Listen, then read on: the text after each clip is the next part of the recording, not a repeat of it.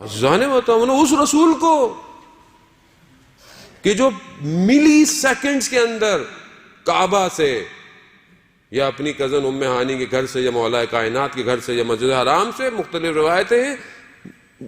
Second کے 10ویں حصے میں بھی، شاید ہم یہ اپنے آپ کو سمجھانے کے لیے ڈیفائن کر رہے ہیں، لیکن شاید وہ اس سے بھی پہلے ہو کہ وہاں سے مسجد اقصی جو ہے وہ لے کے گئے اور ملائکہ نازل ہوئے،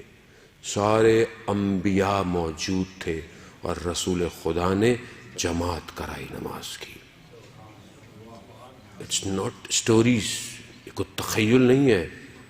ہالی ووڈ کی مووی نہیں ہے عزیزان محترم، قرآن ہے، قرآن جو آخرت تک کا جاوداں معجزہ ہے۔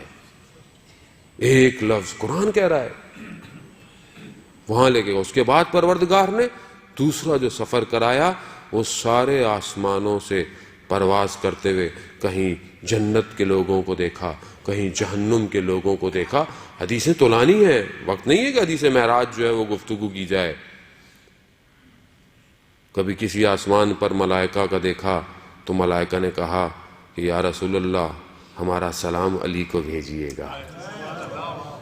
پھر دوسرے آسمان پر گئے، آسمان بدلتے چلے گئے، ملائکہ بڑھتے چلے گئے، اور ہر سب نے کہا یا رسول اللہ ہمارا سلام ہو، ہمارا سلام علی کو دیجیے گا، ہم بہت مشتاق ہیں دیدار کے۔ معاملہ اوپر پہنچا کہ جہاں پر حضرت جبرائیل سب سے افضل ملائکہ نے کہا کہ میں نے اگر ایک لمحہ ایک انگلی کے برابر بھی حصہ آگے بڑھایا تو جل کے خاک ہو جاؤں گا، کہا میں نہیں جا سکتا۔ وہاں رسول کو کہا آئیے آئیے، 2 کمانوں کے برابر کا فاصلہ، کعبہ قوسین، سدرۃ المنتہا پر اپنے محبوب کو بلایا، اور پھر محبوب سے کہا کہ یا محمد میں نے زمین پر دیکھا تو میں نے دیکھا کہ تم سوائے میرے کسی کو یاد نہیں کرتے، میں محمود ہوں، تم محمد ہو۔ محمد و آل محمد صلوات اللہم صلی علی محمد۔ عزیزان محترم، کہا میں محمود ہوں، تم محمد ہو، اور محمد پھر تمہارے بعد میں نے جب زمین پر نگاہ ڈالی تو مجھے علی کے سوا تمہارا کوئی وسیع نظر نہیں آیا۔ یا اللہم صلی علی محمد۔ عزیزان محترم، یہ حدیث ہے، متواتر حدیث ہے، اور رسول خدا نے جب رسول خدا کے وجود کو جب پروردگار نے دیکھا، پروردگار سے زیادہ بہتر تو کوئی کسی کو نہیں جانتا نا، اس وجود کو جب دیکھا تو اس وجود میں صرف ایک ہستی کو اتنا لبریز پایا کہ اسی کے لہجے میں پروردگار نے گفتگو کی۔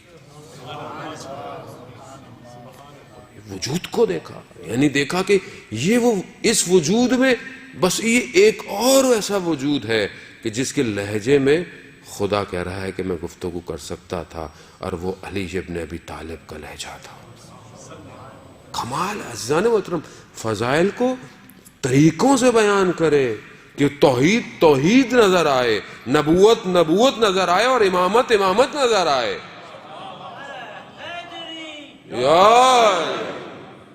غلطیاں نہ کریں لوگوں سے واہ واہ کے چکر میں، لوگ یہاں واہ واہ کے چکر میں یہ پڑھ دیا وہ پڑھ دیا، یہ یہاں واہ واہ ہو رہی ہے، وہاں پر جب